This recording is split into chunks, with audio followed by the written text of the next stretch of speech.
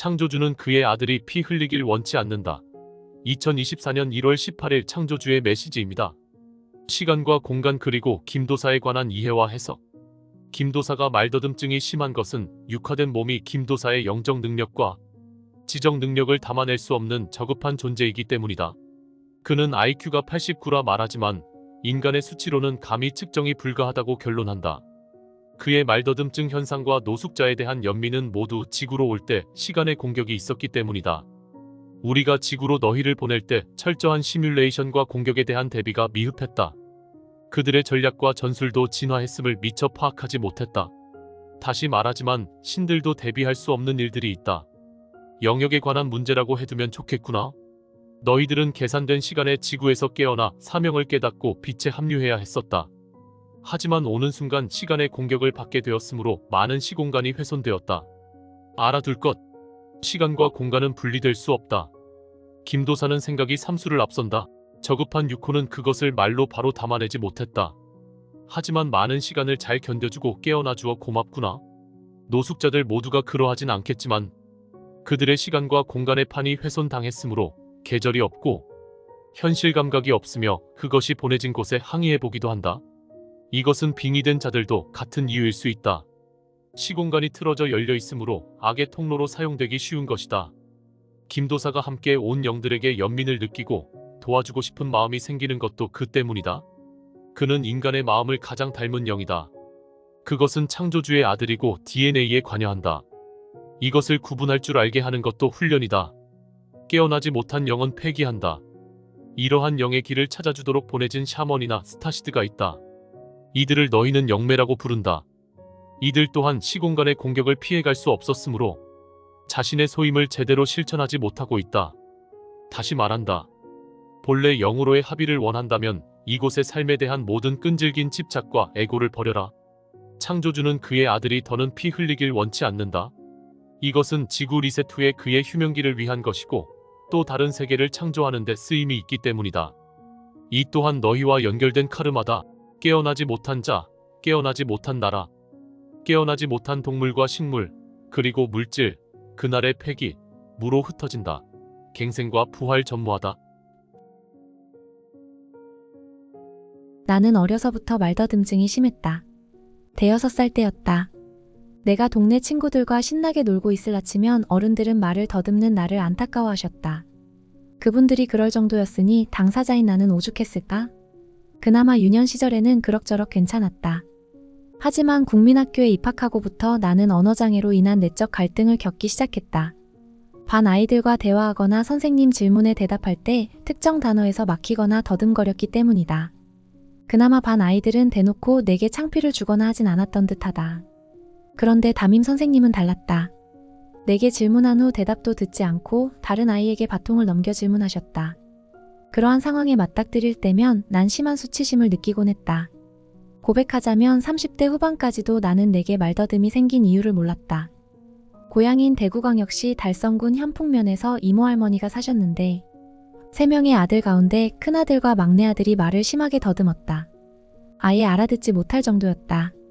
우리 부모님은 내가 어릴 때 그들을 따라하다가 나도 그렇게 되었다고 말씀하셨다. 부모님의 그런 말씀을 듣고 나는 그렇게 해서 내게 말더듬증이 생겼구나 받아들이게 되었다. 그럼에도 불구하고 말더듬증으로 인한 생활의 불편함은 너무나 컸다. 내 나름대로는 그 증상을 고치려고 안간힘을 쓰기도 했다. 일부러 말을 천천히 해보기도 하고 소리내어 책을 읽어보기도 했다. 결과는 실패였다. 그럴수록 나는 나 자신이 바보같이 여겨지고 한심스럽기만 했다. 그러다 의식 성장을 이루고 영적 세계에 눈뜨면서 나는 말더듬의 원인을 스스로 깨닫게 되었다. 내가 누군가에게 내 마음이나 생각을 말로 표현하려 할 때면 내 눈앞에 내가 하고자 하는 말이 텍스트로 보이는 것이었다. 그러면 나는 상대에게 얼른 내 마음이나 생각을 알려주려고 급히 말하게 되는 것이었고 입으로 내뱉는 말이 마음이나 생각의 속도를 따라가지 못하니 박자가 맞지 않아 발음이 꼬이는 것이었다. 게다가 나는 성격이 아주 급한 편이다. 말더듬에 이러한 성격적 핸디캡까지 더해져 언어의 교란이 생기는 것이었다. 내 마음과 생각을 내 입이 못 따라가서 말더듬이 생기는구나. 말더듬이 생긴 원인을 제대로 알고 나자. 그것으로 인한 수치심은 어느 정도 줄어들었다. 최근에 나는 유리엘 대천사에게 이렇게 물어봤다. 대천사는 나에게 지구 멸망 전 인류의 영적 성장을 돕고 그날 어둠 속에 갇혀있는 영들을 건져내라는 사명을 전해주셨다. 그런데 이런 엄청난 사명을 감당해야 할 나에게 왜 언어장애가 있는지 물어보았다. 그러자 아버지께서는 유리엘 대천사를 통해 내게 정확한 원인을 알려주셨다. 나의 몸이 나의 영적 능력과 지적 능력을 담아낼 수 없는 저급한 존재이기 때문이라고 알려주셨다. 나의 IQ는 89다. 그동안 나는 내가 쓴 책들과 강연과 유튜브 영상 등에서 내 IQ를 공개적으로 밝혀왔다. 아버지께서는 물질계에서 나의 IQ는 89에 불과하지만 영적으로는 감히 측정이 불가하다고 하셨다. 그러고 보면 과거의 나는 보통 사람들과 비교해 갖은 악조건 속에서 삶을 시작한 셈이다. 그럼에도 불구하고 상상도 할 수 없는 일들을 이루어냈다. 내가 겪어온 삶을 잘 알지 못하는 사람들은 이를 두고 기적이라고 말한다. 전혀 그렇지 않은데도 나는 나의 내적 저항과 외적 저항을 모두 견디고 이겨내면서 영혼이 이끄는 대로 내 길을 걸어왔을 뿐이다. 가난한 사람들을 보면 나는 나도 모르게 연민을 느낀다. 길에서 폐지를 줍는 노인들을 보면 다가가서 슬그머니 단돈 얼마라도 주머니에 넣어드리고 싶은 마음이 강하게 인다. 특히 서울역처럼 수많은 사람이 오가는 곳에서 추운 날씨를 무릅쓰고 잠들어 있는 노숙자들을 보면 마음이 아프다. 힘든 사람들에 대한 이런 연민은 글쓰기와 책쓰기, 1인 창업 코칭을 하면서 코칭료 이상의 것을 제자들에게 퍼부어주는 바탕이 되었다. 나는 사람을 대하노라면 이 사람에게 무엇이 필요한지, 어떤 부분을 개선하고 더하고 빼야 인생이 바뀔지 한눈에 파악된다. 그래서 넘치게 도와주었고 많은 제자가 단 몇 개월 만에 한 달 수입 수천만 원에서 수억 원을 버는 작가, 코치로 성장했다. 교육 사업을 하면서 사람의 마음이라는 게 내 마음 같지 않다는 걸 수도 없이 느꼈다. 나는 상대의 힘든 사정을 고려할 뿐더러 나를 찾아와 배우려는 그 진심에 감동하곤 했다.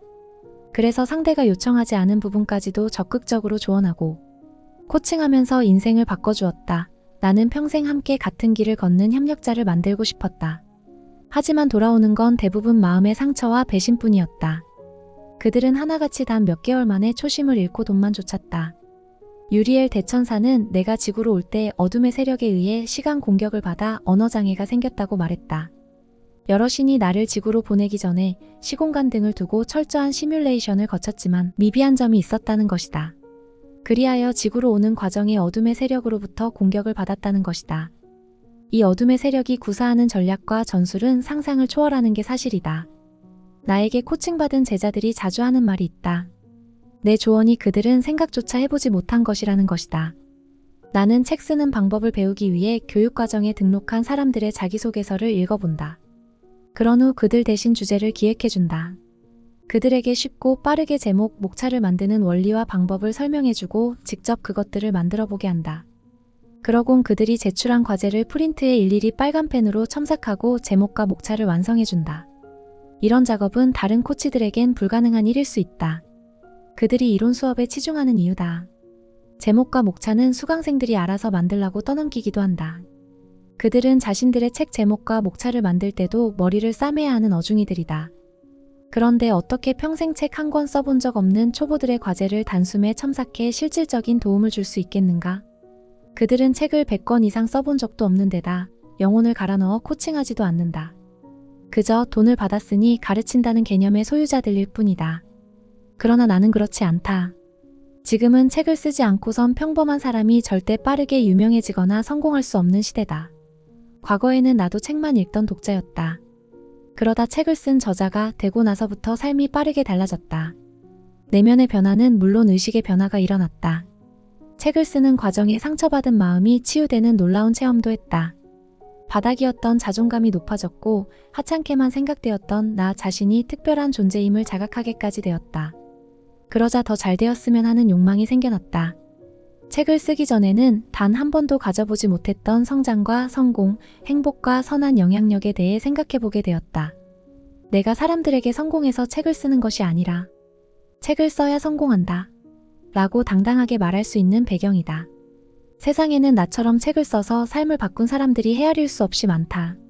그들이 자신의 삶을 바꿔준 핵심 스위치, 즉 책 쓰기의 힘에 대해 일부러 언급하지 않는 것을 볼 때면 간악한 독사의 자식이라는 말이 절로 나온다. 아버지께서는 모든 노숙자가 다 그렇지는 않지만 많은 이들이 나처럼 지구로 올 때 어둠의 세력으로부터 시간과 공간을 공격받았다고 하셨다. 그 결과 시공간의 판이 훼손된 것처럼 그들은 부주의적 맹시에 빠져 계절과 현실 감각이 없거나 부족하게 된 것이다. 그들 가운데 많은 이들이 악한 영에게 빙의되는 숙주가 되기도 한다. 내가 가난한 사람들, 특히 노숙자에게 깊은 연민을 느끼는 것은 그들이 나처럼 시공간의 공격을 받아 훼손된 사람들이기 때문이다. 그래서 TV나 길에서 그런 이들을 보면 나도 모르게 코끝이 찡하고 도와주고 싶은 마음이 생겨나는 것이다. 아버지 창조주께서는 이를 두고 내가 그의 창조물인 인간의 마음을 가장 많이 닮은 영이자 그의 아들이고 영혼의 DNA에 관여하기 때문이라고 말씀하신다. 그동안 나는 수백 편의 시들을 썼다. 그 시들 대부분의 주인공은 과거의 나처럼 어렵고 가난한 사람들이다. 다음은 내가 24살 때 썼던 시로서 충남일보 당선작이다. 나를 공식적으로 시인이 되게 해준 고마운 시다. 서울역. 서울역에 소리 없이 눈이 내리네. 역 안으로 들어서는 사람들의 어깨에 겨울이 내리네. 풀꽃조차 뿌리조차 내리지 못하는 동네 서울역 언제부터인가 웃음도 편히 갈라져 있고 눈물도 집을 짓는다. 서울역 벤치엔 저마다 무거운 가방이 올려져 있고 자리를 얻지 못한 노인이 가방 사이로 들어가네. 서울역에 도착한 여자들은 내리는 눈을 바라보다 기차표를 끊는 것을 잊고 애인에게 야단맞네. 허나 안내 방송조차 들리지 않는 귀퉁이에 누운 노숙자들에겐 추운 겨울만 소복이 쌓이네. 서울역은 내가 도착하기 전에 눈을 내렸고 내가 역 안으로 발걸음을 옮기기 전에도 겨울을 펑펑 내렸네. 고요히 누운 노숙자 모습에 하얀 눈이 쌓이네. 서울역 안에 있는 사람들 절반이 눈을 반가워하는데 왜 그 절반은 자꾸만 웅크리고 잠을 자는지 자꾸만 모르겠네. 오늘은 아버지 창조주께서는 노숙자, 가난한 사람들에 대한 나의 연민이 그냥 생겨난 것이 아니라고 하셨다. 지금도 나는 세상에서 가장 낮은 곳에 있는 사람들을 접할 때면 마음이 아프다. 어떻게든 도와주고 싶은 마음이 생겨난다. 머지않아 지구에는 우주 변화의 순환주기에 따라 대변역이 찾아온다. 지구의 극이 이동되어 지축이 정립된다. 이때 인류 리셋을 위한 지구 멸망도 함께 이루어진다. 그리고 의식이 깨어나지 않은 영과 신성을 회복하지 못한 영은 폐기된다. 천상계에서 폐기라는 말을 쓰는 이유는 지금껏 주어졌던 갱생의 기회, 즉 윤회의 법칙이 없어지기 때문이다. 지금 대기권에는 수많은 은하연합 UFO가 포진해 있다. 사실 지구 전체를 소형 UFO들이 둘러싸고 있다고 해도 과언이 아니다. 지구 멸망 전에 신성이 회복된 영들은 새 지구 타우라로 차원 상승하게 된다. 이때 들려진 영들은 은하연합의 UFO 모선을 타고 새 지구로 옮겨가게 되는데 이를 상승 여행이라고 일컫는다. 이들은 천국과 다름없는 4차원 세계 타우라에서 1000세를 살면서 삶의 체험을 이어간다. 그리고 자신의 영적 성장 속도에 따라 빠르게 차원 상승의 기회를 얻게 된다. 그래서 이번 지구의 극이동과 멸망은 차원 상승을 원하는 영들에게는 너무나 중요한 이벤트가 될 것이다. 지금의 지구 시대는 끝나가고 있다. 이미 천상계에서는 지구 멸망에 대한 시나리오를 내놓았다. 96.5%의 영들이 갱생 없이 무로 흩어지리라는 시나리오다. 아주 미미한 숫자의 영들이겠지만 스스로 차원 상승을 거부하는 영들도 있을 것이다. 이들은 지금의 지구와 비슷한 3차원 행성으로 이동해 현 지구에서와 같은 삶을 이어나가게 된다. 아버지께서는 나에게 거듭 물질계의 삶에 대한 집착과 애고를 버려야 한다고 말씀하셨다. 거기에는 지나친 인간의 정과 인류애까지 포함된다고 볼 수 있다. 각자 스스로 의식을 깨우고 신성을 회복해야 하는데 그것들은 내가 대신해줄 수 없는 일이기 때문이다. 개개인의 자유의지를 방해해서는 안 되기 때문이다. 그래서 스스로 깨어나려 노력해야 한다는 것이다. 마지막으로 다음 메시지를 기억하길 바란다. 깨어나지 못한 자, 깨어나지 못한 나라, 깨어나지 못한 동물과 식물, 그리고 물질 그날의 폐기. 무로 흩어진다. 갱생, 부활 전무함.